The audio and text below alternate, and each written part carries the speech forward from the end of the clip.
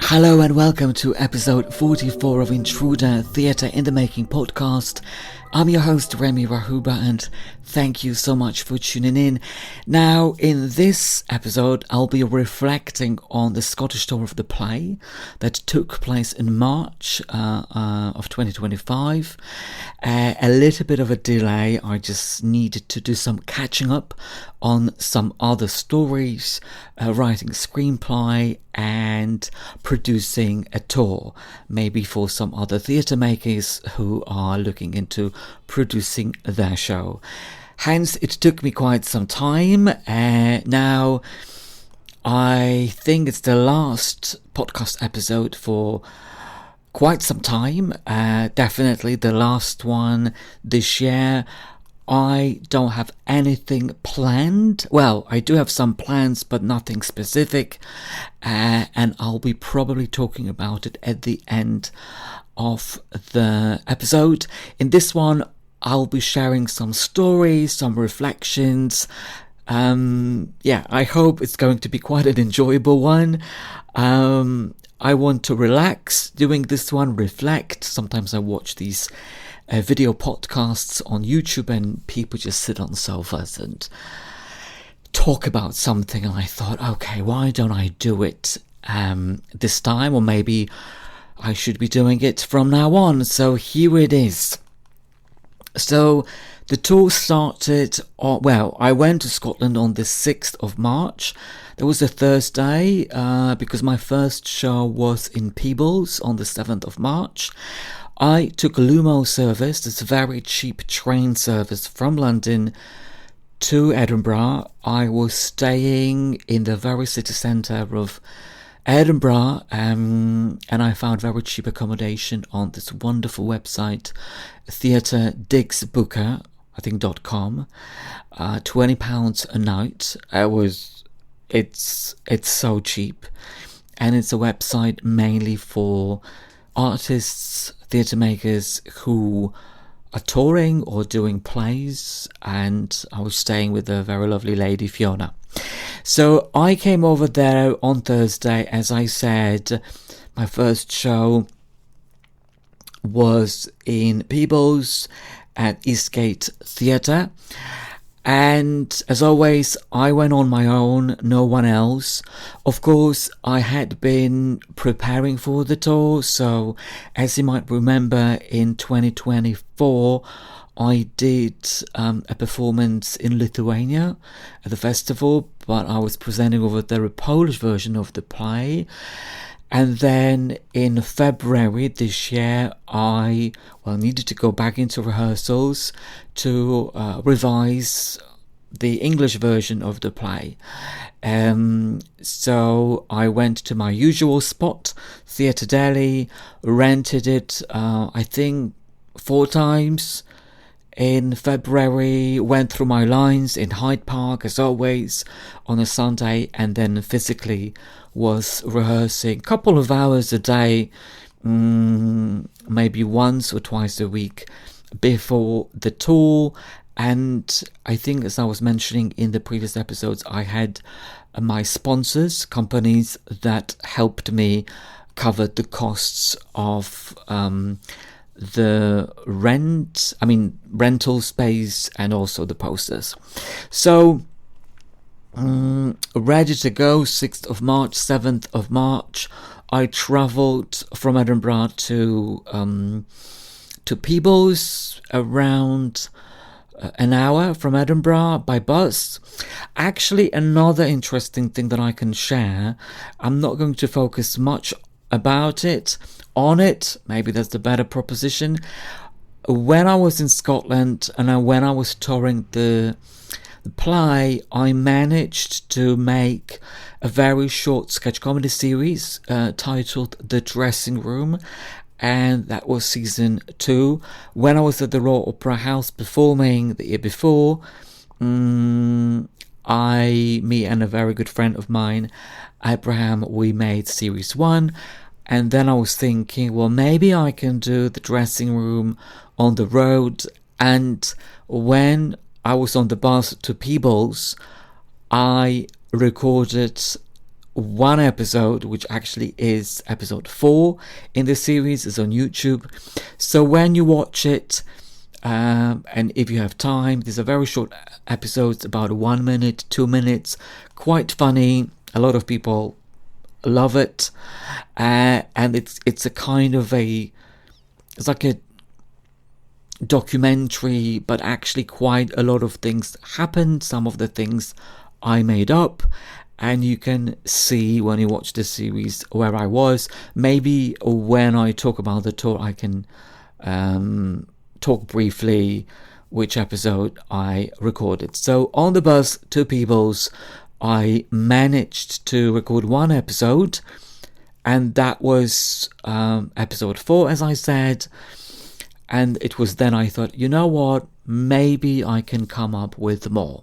So I arrived in Peebles quite early, about 11 in the morning. I met with Fraser, who I had a Zoom with because he was programming me for Cumbernauld Theatre. And then Lantern House, and then he changed jobs. So we had a chat, and then I went straight into the space, which was very, very nice. And unpacking, I met my technician. Technician was a guy who, in March, I think he started working over there in January. And I don't think he was, prior to joining the theatre, I'm not sure he worked at the theatre. He wasn't a technician, so he was learning quite a lot of things on the job, which is fine with me. So yeah, kind of 2-month experience. So I use QLab, and then I briefly told him about music cues and light cues, LX cues. So this is how I normally do it, so that it's easier for the person as well.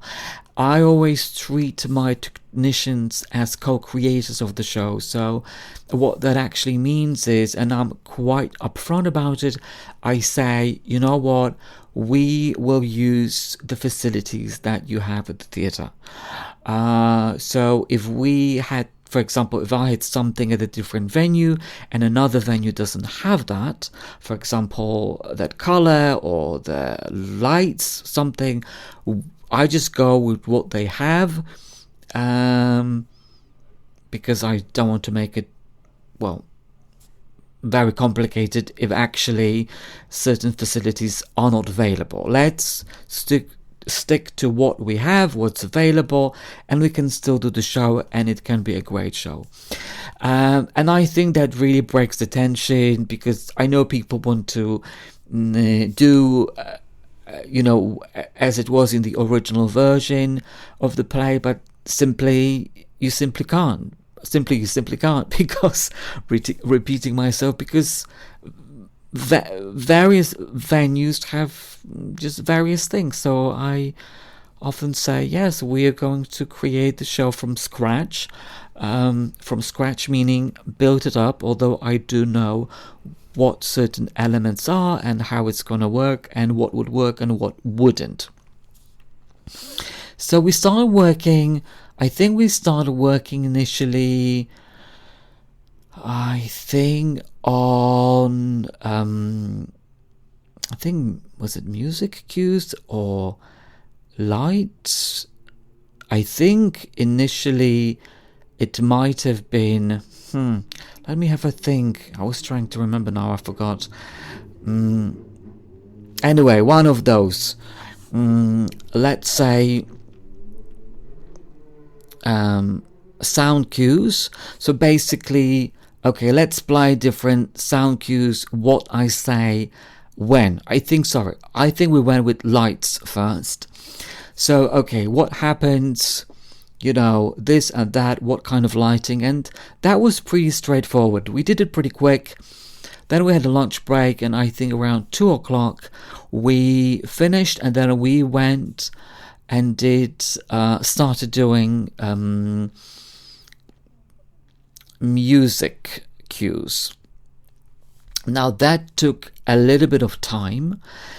I think quite long, because I remember my performance was at 7:30 and it was 6:30 when we were still doing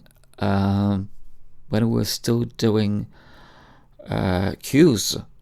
So it was quite long. And I normally have a break before my performance, but it actually felt like I don't think I'm going to have a break, because we were running it until nearly 7 o'clock. The show was at 7:30 and I still needed to change and just, rest. But because, yes, QLab, music, and it was only that person, and he was retired, so I think he was doing theatre a favour. I don't know really what the setup was, but he was definitely retired.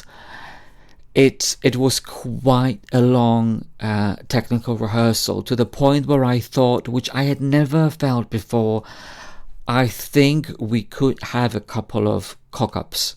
Something could happen, because I felt that we were going into the show not confident enough that we've got everything set.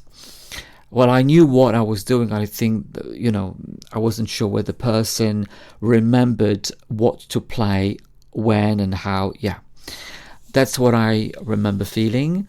And then the show, I think there were maybe 15 or 16 people in the audience. There were some Polish folk and some Scottish. The show went very well. Yes, as I was saying before, there was maybe 2 cock-ups. I remember one moment where there was a section where I dance, and literally I'm dancing and then the music stopped.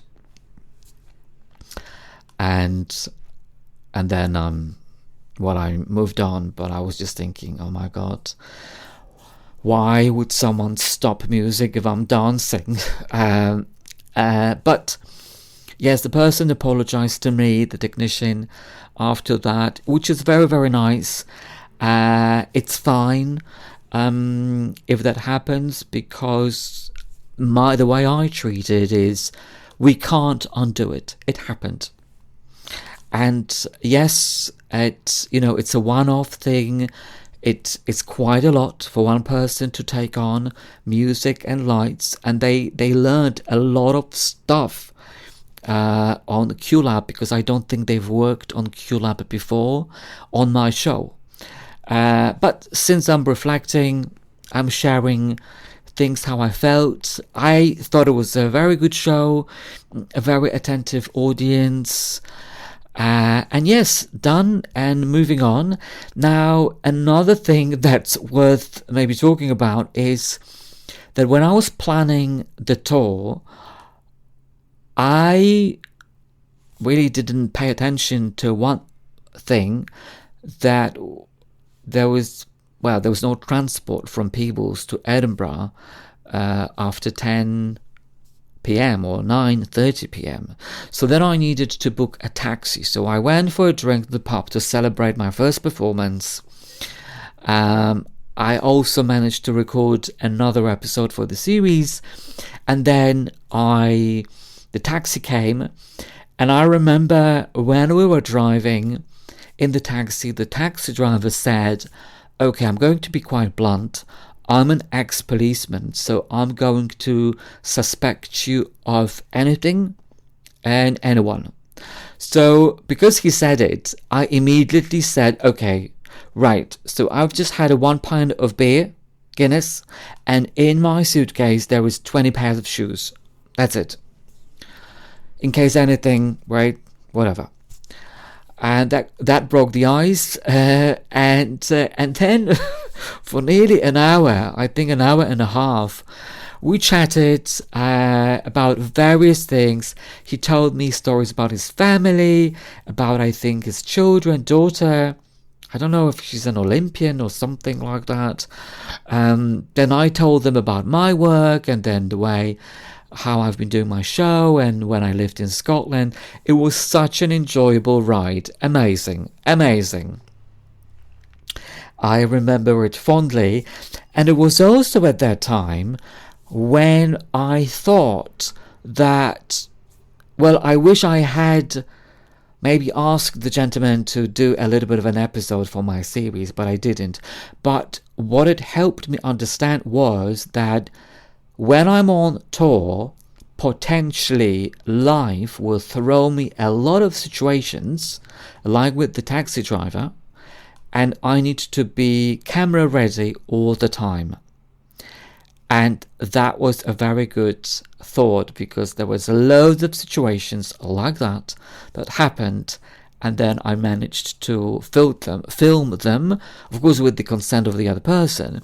But yeah, that was the very first one, and the guy was hysterical. It was such a nice and pleasant journey. Back to Edinburgh. Now, another thing that happened when I was at Eastgate Theatre, so my next performance, so that was on Friday, my next performance was on Tuesday in Perth Theatre. Now, when we were attacking in Peebles, I got an email from Perth Theatre that potentially my performance was not going to go ahead because there was no ticket sold, which was a little bit of a shocker for me, because, well, maybe I'm going to explain why. So that was still under a question mark. My performance, well, it wasn't going ahead as far as Friday afternoon. Perth Theatre, their assistant was asking me whether I'm planning to come to Perth, and I replied, I'm doing a tour, so I'm already in Peebles. And why?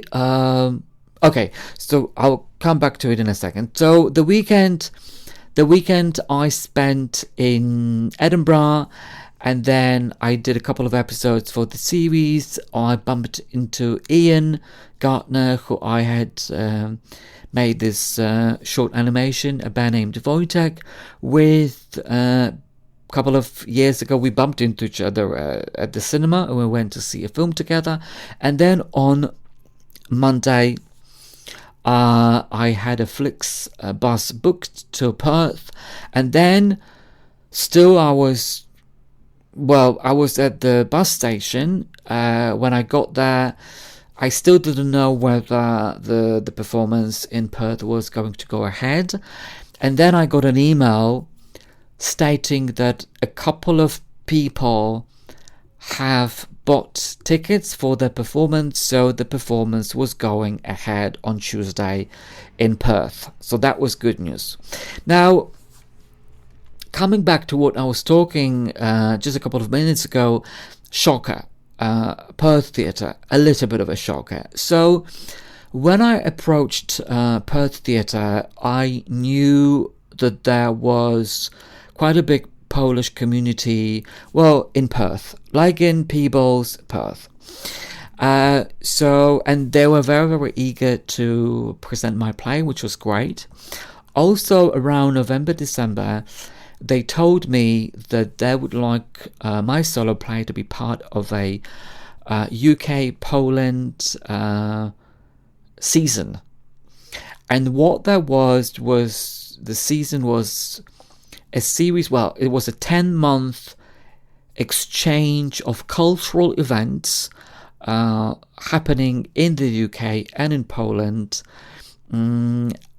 organized by the British Council, I think, in Poland, Polish Cultural Institute in London, and Adam Mickiewicz Institute in Warsaw. So when they told me about it, I was very excited. It's a big thing. Wow, to be part of the season. But basically, because they had another play, Perth Theatre had another play as part of the season, and the season, I think, was starting on the 5th of March. My performance in Perth Theatre at the Perth Theatre was on the 11th of March. So that was perfect timing for me, for them to go, okay, we would love your play to be included in the season, because actually that's when my performance was taking place. Now, I was communicating with Perth Theatre all the time. Nobody from British Council, not BBC, British Council was in touch with me, or Polish Cultural Institute. No. I mainly communicated with Perth Theatre, who then communicated with the rest of the people. Kind of bizarre setup, to be quite honest. So I was thinking, okay, well, since my play is going to be a part of the UK Poland season, well, it's a kind of high profile event. A lot of Polish people, Scots or Brits should be able to come. Hence that shocker that there was no tickets sold. Well, I don't know. Was it advertised, marketed? Was the marketing done? There was just loads of questions that I had in my head. Of course, a couple of weeks before the performance, I got an email that there was no tickets sold. We did posters. I was doing social media campaigns, sponsor posts on Facebook and Instagram for particular performances, and it was quite a lot. So I was actually quite surprised. That there was no ticket sold. Of course, then when I found out that, there was a couple of ones, that was good news, but still, we were not talking about a lot of tickets. Now, another thing about this whole UK Poland season, which I found pretty strange, bizarre. So in November, I went to Polish Cultural Institute in London to ask them for some money, because I was going to Scotland. Maybe they could help me cover certain things. And the email I got was that, they did their budget and they don't have any funding for anything for 2025. So unfortunately, no. Okay, which wasn't great. However, when I was told about the season, I was told all the time that I need to put the logos of the season on my poster. And I had a little bit of an issue with that, because I thought, okay, why do I need to put logos of these events? These companies, organizations never helped me. They didn't help me with anything, right? Just, because I'm part of the season. But yeah. Nobody had approached me to be part of the season. It just kind of coincided with that. But then I was told, Perth Theatre, the people over there marketing, they were like, yeah, but it's kind of, they're going to support you by, promoting the event on social media. And yes, they did put my poster on Instagram, and I don't even remember if it was on Facebook.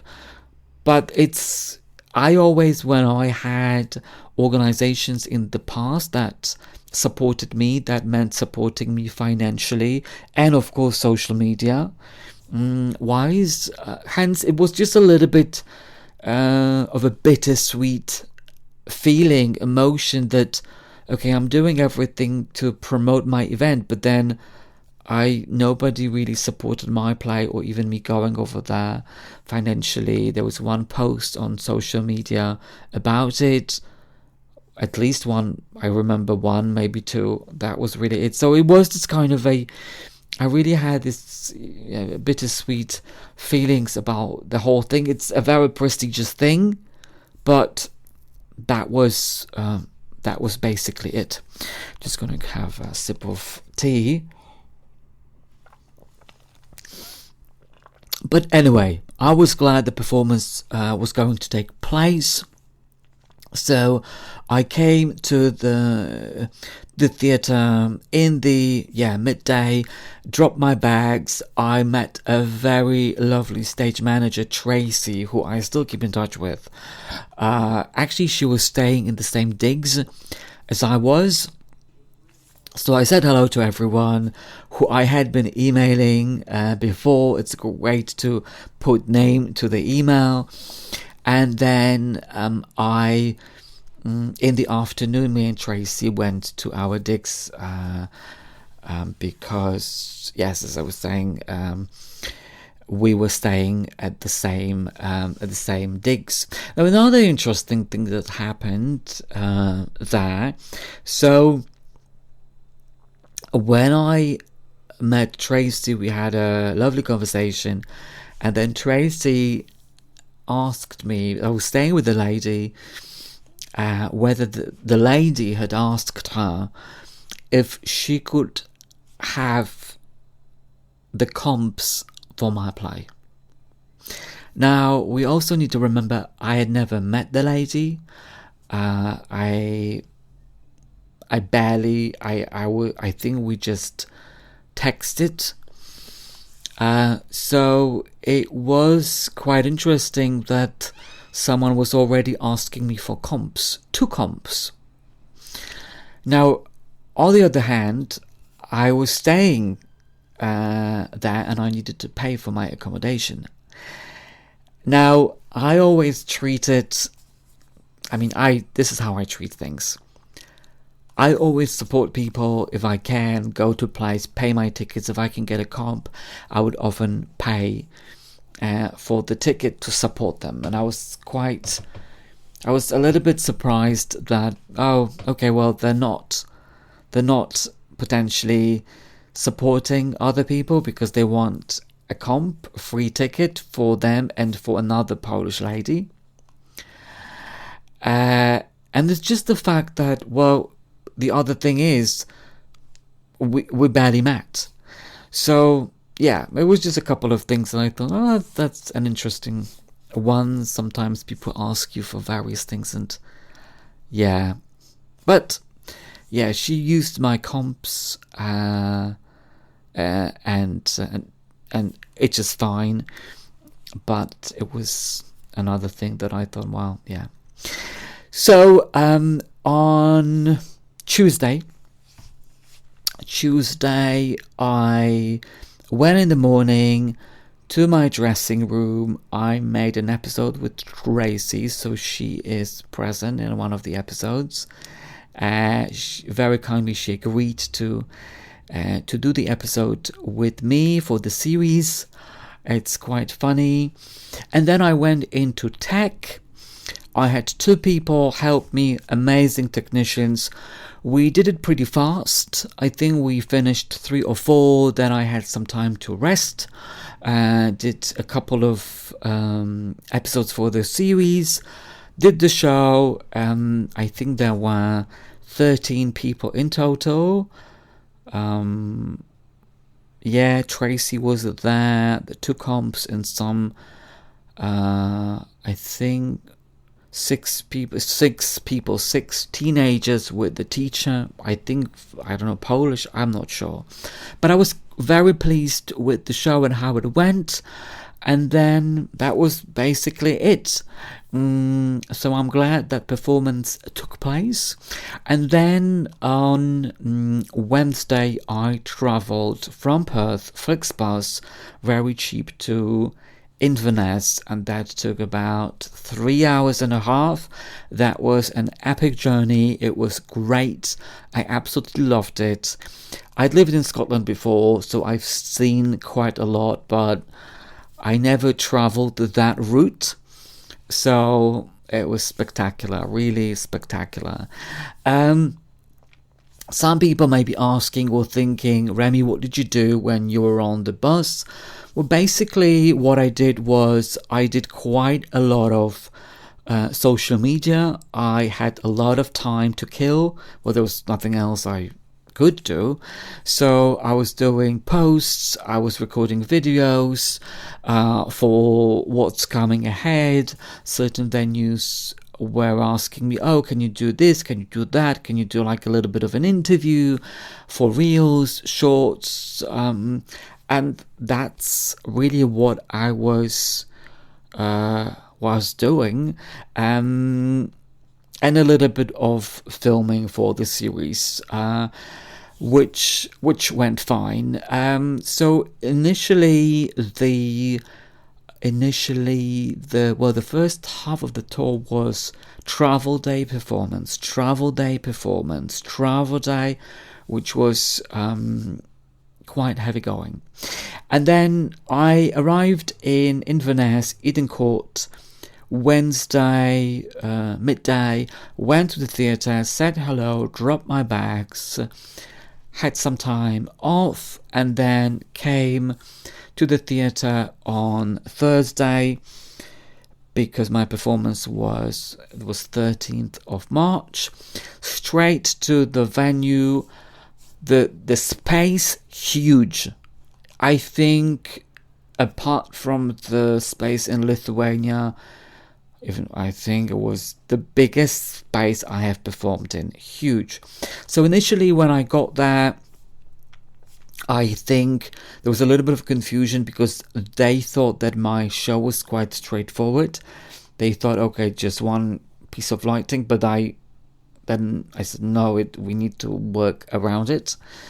But then after that initial half an hour, I got a great technician. He had been working with me from the very beginning at that venue. And we went through things, music cues, light cues, lunch. We ran the show in the afternoon. And basically, I think it was 3:30, we were done. I was like, wow. It was so quick. I was so impressed. It was amazing. It was quite quite a lot of tickets were sold for the performance. I think around 55. That was a lot for a one-off, middle of the week bilingual show. It was a lot. I was very, very grateful to the team who had been working on promoting the show. Yes, very grateful. And then went to my dressing room, recorded a couple of episodes for the series. Also, Eden Court was one of the venues which was also screening a band named Wojtek before my performance. So around 6 o'clock, I went to invite people to the screening, and then also I invited them to my play. I think it's such a cool thing. I even think they had a deal for people who wanted to see the film and the play. They paid, I think the tickets were cheaper for like a double bill. I think it was such a great idea. I absolutely loved it. And I'm glad it worked out. The performance was great. I absolutely loved it. It was, I think, one of my favorite performances that I've done of the play. Great audiences, loads of laughter. Yeah, super duper. I was so happy when I did that performance. Yes, fond memories in Inverness. Yeah, great space and great team. Not that the other teams were not great, but it's just that performance really enhanced the whole experience. And also we recorded quite a funny episode for my sketch series called Brian Adams. That's the title of the episode. Yes. So that was on Thursday, and then the next day was Wick, all the way up north. I think 3 hours and a half on the 3 hours and a half on the train, and I got there. Well, I got to Wick, and then I needed to take a taxi to Lath Art Centre because it's basically in the middle of nowhere. And so I did some shopping, ate some Chinese, also another episode in my series, and then went to the art center in the afternoon, and I really relaxed. Literally across from the art center, they have this wonderful guest house, like a mini cottage, literally in the middle of a field. I was staying there on my own. So the evening, basically, I rested. I didn't do much. It was also at that time when I realized that I was slightly getting tired, because by that time I'd been traveling for 8 or 9 days. So as I was saying, it was travel, performance, travel day, performance, and it was taking a little bit of a toll on me.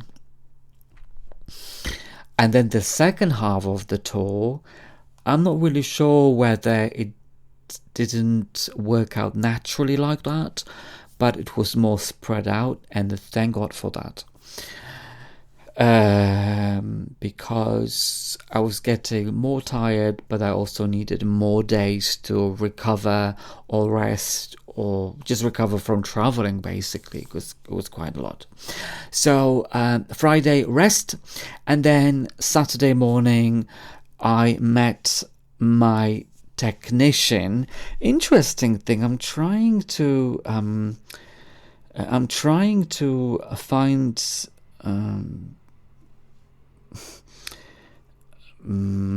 find the name of the person who was helping me over there. So I got into the space, a lovely space, completely different from Eden Court, smaller, much smaller, kind of like mini performance space with, I think, 25 seats. And then I met my technician, and as I was saying, I can't remember their name. Maybe I'll just find them in WhatsApp. I don't know. Let's see if I'm successful. So but what happened over there was we found out that we had met before.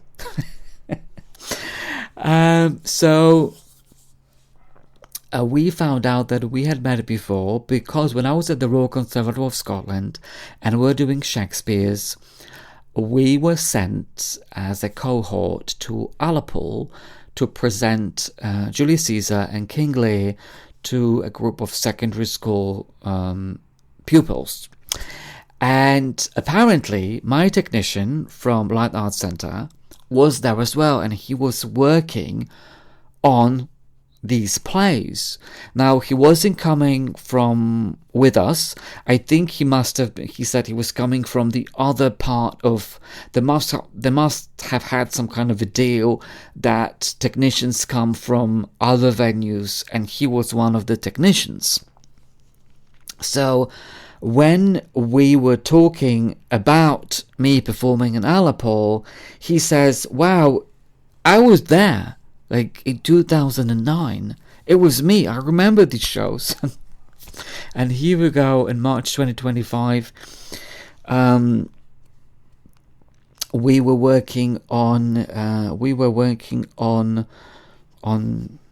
the same my play, and he was taking it. It was really, really great working with him. I was I was very pleased because once again it was smooth, it was stress-free. I knew I was in very good hands, so I'm just still looking for his name, to be quite honest, but it's not going to I can't. I have a recording of of that, but I can't. Oh, anyway, maybe if I remember it by the end of the podcast, I will be, I will let you know. But yeah, I can't remember the name. Ben, but it's not Ben. Anyway, so we went through, keep thinking Benji, but it's not gonna let, Anyway, so we did the tech pretty quick, and then ready for performance. It was, I think, 15 people in the audience, so great turnout. And that night, it was a Saturday, well, there was another performance of Scottish opera somewhere else, so a lot of people were saying that, well, some people went to the opera performance and I can't even compete, and I didn't want to with Scottish opera, so if it hadn't been for the opera performance, we would have had potentially more people. But it was really, really great that 15 people came on a Saturday evening, and drove, and so I was really pleased with that. And the performance took place, and then we had a Q&A with the audience. Very attentive audience, laughing a lot as well. Q&A took place after. It was for an hour. So yeah, great questions. Really interested in the story, and yes, I was really, really pleased with how it went over there. Yes, Q&A, brilliant. I was so pleased that people were really interested in the play and in what I'm working on. Yes, it was a very good audience. And then my director's friend came to see the performance, and we had a chat. After the play, and the plan for me was that Sunday I'm resting, because, well, I needed to rest because I couldn't get out of there, because basically on Sunday trains were not running, so I needed to stay in Wick Light Arts Centre till Monday morning.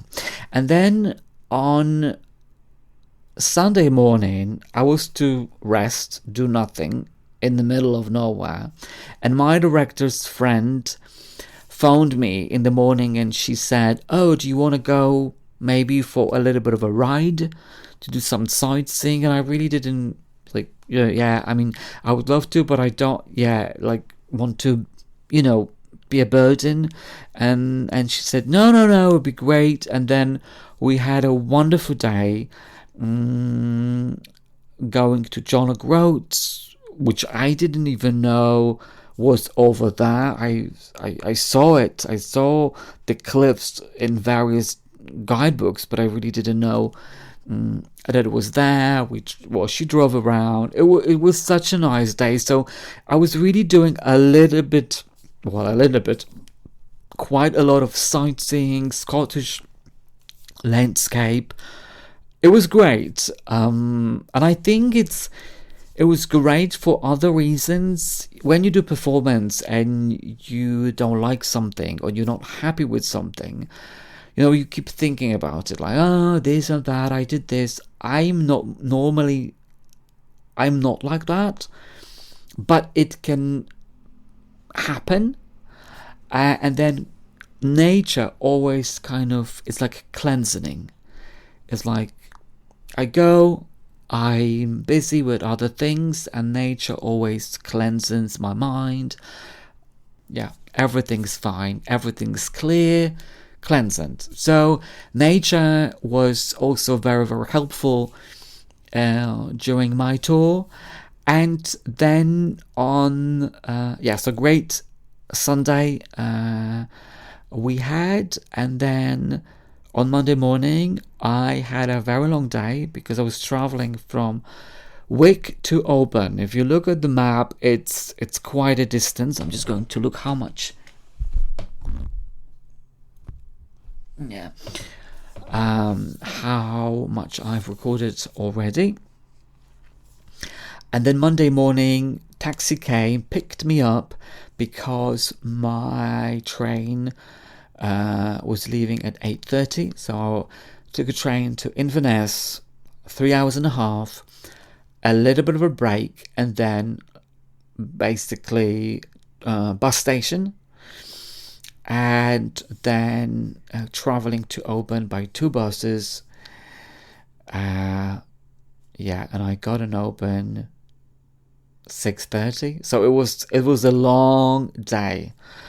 Landscape wise, nature wise, amazing. I was going past Loch Ness and then lochs, and incredible, especially the ride from Inverness to Oban, incredible. And I also recorded one episode for the series, so you can see the landscape, and wow, yeah. And arrived in Oban. As I was saying, I wasn't performing the following day. I had a little bit of a break, so it was Monday, Tuesday I was off, and then on Wednesday I was performing at Rockfield Centre, and then when I was in Oban, I started feeling tired. So I then knew, okay, I'm glad I'm not performing every day, because tiredness was kicking in. So Tuesday, I spent a wonderful day in Oban and on the islands. I took a ferry. It was a beautiful day, sunny. It was unbelievable. Incredible. Of course, I dropped my bag at the art center, and then I went to the center on Wednesday morning. Now, interesting trivia about Rockfield Centre is that it used to be a school. So I got there in the morning. I met my technician, who I'd been communicating with before. They had never worked on a QLab, so it was quite it was quite something for them to learn how it works. So it was a similar situation like with the technician from Peebles. Initially, I didn't really know how we were going to do the play, because they had a rostrum. So they don't have a stage, they have a big room. And initially we put some rostrum there, kind of like a stage, but when I got on it, it didn't feel safe. So I said, you know what, maybe let's get rid of it. I'm just going to do it on the same level where people are sitting. And that was a very good decision. And Colin was my technician in Oban. And Colin was working things out. We went through various things, and it was going pretty smoothly, basically. No issues. Of course, Colin was a little bit stressed because he'd never done QLab, but it was, I said everything will be fine, don't worry about it. One of the things that we did in Oban was like a Polish evening before the performance. So one of the Polish ladies, part of staff, she prepared like Polish dishes, bigos, zapiekanka. I never had it. I had it after my performance, but it was like advertised like a Polish evening event, which I thought was such a great idea, putting local community together, Polish, Scottish, English. There's quite a lot of English folk who lived there, and it was quite well attended. I think it was 35 people. It was quite a big thing. I was really, really impressed with how the team, worked on it and arranged that Polish evening. And then what we did, which I had always been planning to do, but well, it kind of never worked out was because it was a school and I was performing in this big assembly room or a classroom. I had this idea that, okay, before I let people in, it's like they're coming into the classroom. Because actually my pre-setup in the play is that we are in a classroom, so I really wanted to use it for the play. So everyone was lining up. Well, they were waiting, and I opened the door before I let them in, and I said, "Line up," and everyone did that, and it was like back to score. And I loved that idea because then, people who were there were like, "Yeah, it was great. It reminded me of when I was attending school here." Oh, it was great. And it was also a very good audience, very attentive. Quite a lot of people stayed after the performance. They came to me. I was actually quite surprised how many people came to me. They were very moved by the story. I just couldn't believe it. There was a Polish lady who I had been communicating via Facebook, her partner from Glasgow, Scottish, some other people. I was really touched by people who came to me and said, "Oh my God, I experienced something similar when I was in Glasgow. This is so spot on." I was even Glaswegian, praised my Glaswegian accent, which was great. I was so pleased. Colin did a great job. People praised him so much, the technician there. I was so pleased for him. I was like, "Oh my God, Colin, you did such a great job." He was so happy because he was so scared. It was really such a great evening. I absolutely loved it. And it really, some people may be wondering, why would you go to Scotland? And I love sharing stories with local communities. London is not the end of the world. I don't agree with it if someone says that. I think it's local communities. I love this idea of touring and presenting your story to local communities who potentially can't go to other places, can't come to London, so theatre comes to them. And you may touch them, you may make them think, you can change their perspective on things. Yeah, I really, really love I absolutely, I think, yeah. What else can I say? I even can't find words to talk about it, basically. And that was on Wednesday, so pretty chuffed. Thursday, took a train from Oban to Glasgow, and I went to Greenock. And I was there on Thursday because my performance next was on a Saturday at the Beacon Arts Centre. So Friday again had a day off, rested, looked after myself, which is very important, and then also popped in to say hello to the team at the Beacon Arts Centre, met everyone, and then everything kicked off on Saturday. I also made some episodes for the series, met with my technician on Saturday and his apprentice, young girl. This is an interesting one.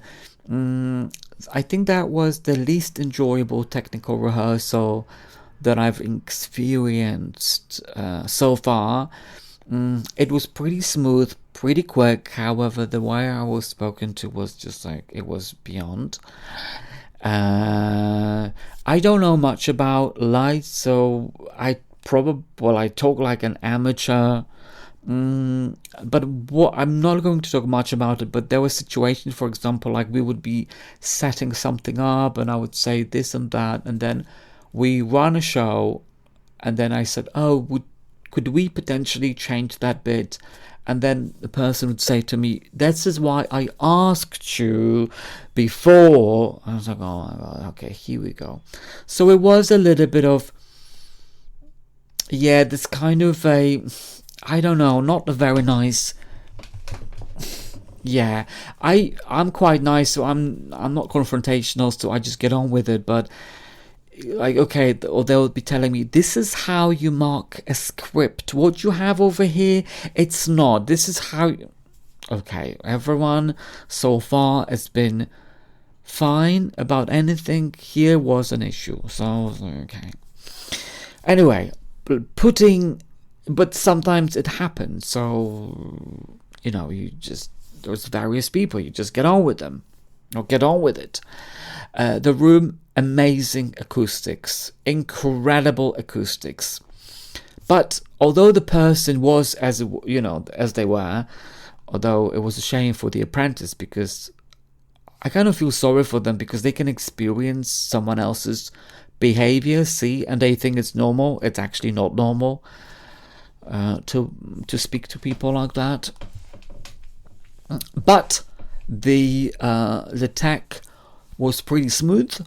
It was pretty quick. We finished 3 or 4 p.m. and I had a couple of hours just to rest, so that was good. I think 20 tickets sold. Even Hugh Hodgett, who auditioned me at the Royal Conservatoire of Scotland, he came with his wife. And it was so lovely to see them in the audience, really, because Hugh doesn't work at the Conservatoire anymore. He retired and he doesn't see much theatre, but he came to see me. It was great. And I chatted to both of them after the show. And it was a great audience, a really Glaswegian audience. You could tell right away when the show started, that first scene at school, it was so good. They laughed so much. Glaswegian audiences laughed so much. Not that the others didn't, but you can just tell that they get all the words. It was so good. So it was a good show. And then on Sunday, I moved to my friends who lived in Neilsden, Una and Alan. And I'm very, very grateful that I could stay in their place and I didn't need to pay for accommodation. So my next performance was on Tuesday. That was at the Lantern House, Cumbernauld, final performance. Monday, I went to the Conservatoire to say hello, to shoot another episode for my series. Also was helping with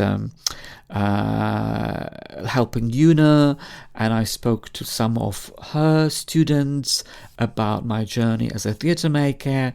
We also made another episode for my series, and then on Tuesday, Alan gave me a lift to Lantern House, Cumbernauld, completely different direction. So Greenock, 30 minutes by train from Glasgow, kind of to the east, and Cumbernauld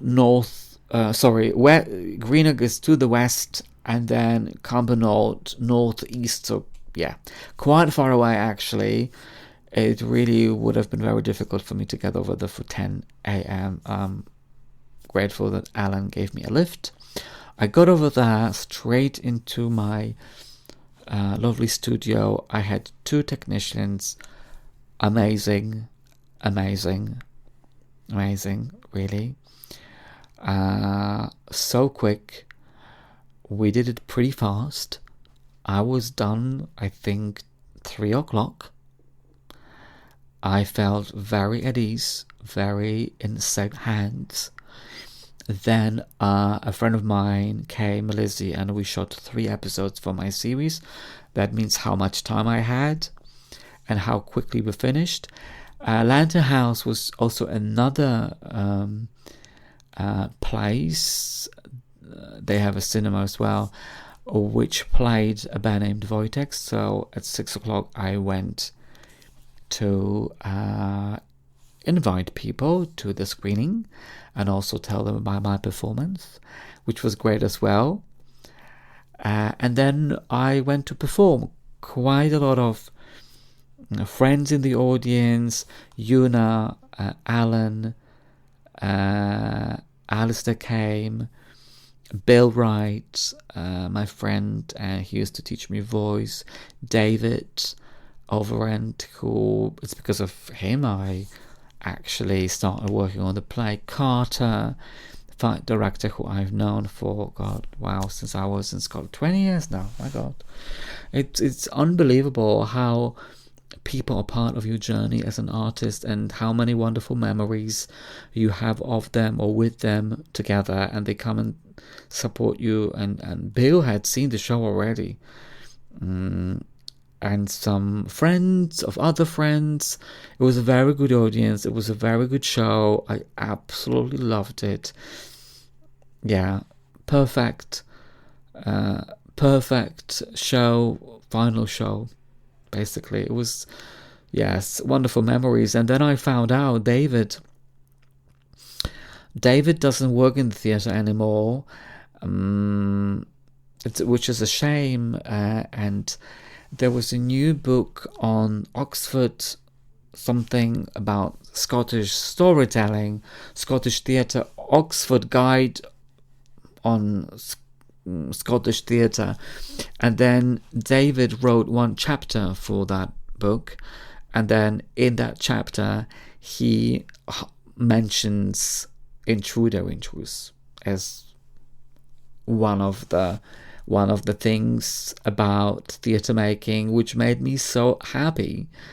Not that I lived it, but it was just, I think he was talking about artists financing their own work or something. And yes, I'm like, I couldn't believe it that I'm even in that book, in the Oxford's Guide of Scottish Storytelling or Theatre. It was beyond belief. And he sent me the picture from the book after the performance.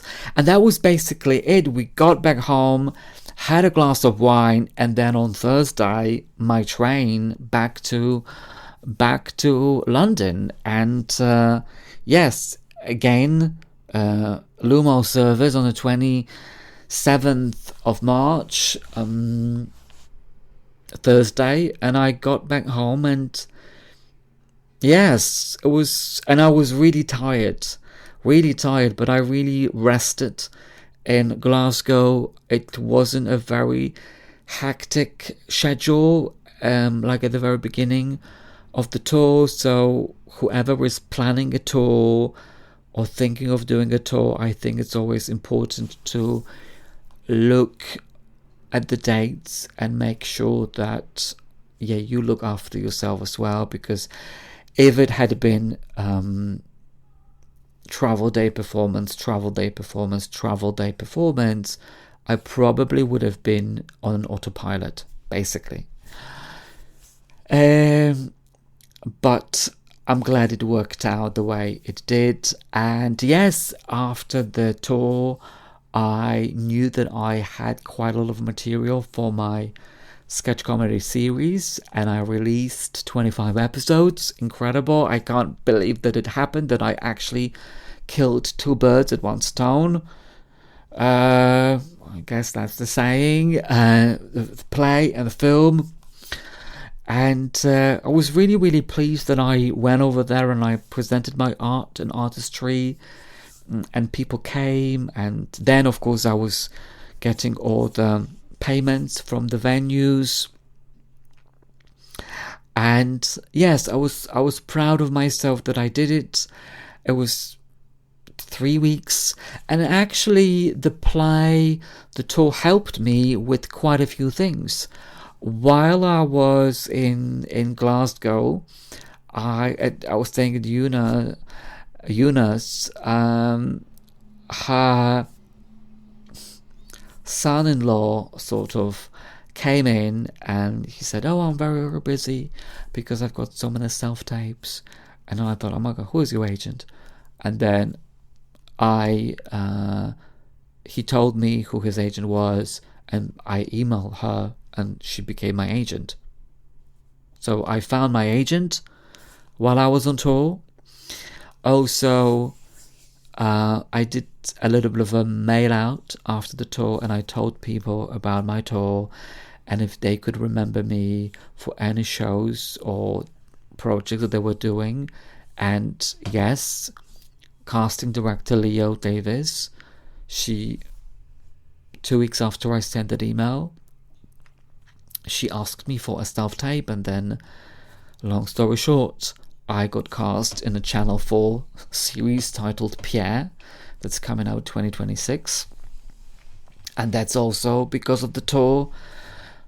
Because if I hadn't done it, if I hadn't emailed her about telling her that I finished the tour, she might not have remembered me.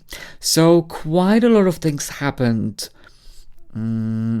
because of the tour, and I was quite pleased. Well, quite pleased. I was quite pleased. I was building the sentence, not sure what to say, but I was very pleased with the tour.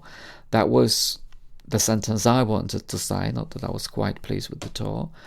Of course, different things happen here and there, but for me, it was a great achievement to go to present my work and for people to come and see my play. Yeah, it was a big thing. So it was, yes, great thing for me to do, and yeah, and I'm quite happy. I'm saying I'm quite happy. I'm happy, maybe quite happy. It quite is the word that goes everywhere with me. No idea. I'm happy that I did it. So that's the tour. Now what's happening at the moment is, as I said, a little bit of a break. Now, of course, there were some plans to present the play in Poland. That's on hold at the moment. I did send an application to a Polish festival in March, but I haven't heard from them. So I can't say, I can't give specific information what's going to be. I would love to go to my hometown and present it there, but then I think the theatre is not ready. But let's see how it goes. This is what is in the pipeline, I mean, in my head, and I've been emailing people, but nothing specific. I have been emailing quite a lot of theatres in England and even different festivals, and in Ireland, Northern Ireland, asking about availability. Now 2026, I'm recording this episode in December, 7th of December. So when we are talking about 2026, venues are emailing me and telling me we are pretty full on, pretty booked. So the earliest that we are discussing with certain venues is end of 2026, but it's not sure, or spring 2027, which I thought maybe I could go and present it some other places. But that's really it. As I said, nothing in for the time being. Potentially, if I do any Polish performances, I could record a podcast episode about it, but I don't know much, and I'm not sure whether I will know in 2025. All the info about the play on Instagram and Facebook at Intruder Play, also X, but I don't really spend much time on it. It's quite a lot of announcements on Instagram and Facebook and on my socials as well. So I think that's all. Hopefully you enjoyed it. I think it's been quite a long episode. I really didn't want to split it into two. Let's do it in one go. So yes, and that's all for the time being. I hope you have a wonderful festive season, restful, and hopefully I'll speak to you in 2026. Bye for now.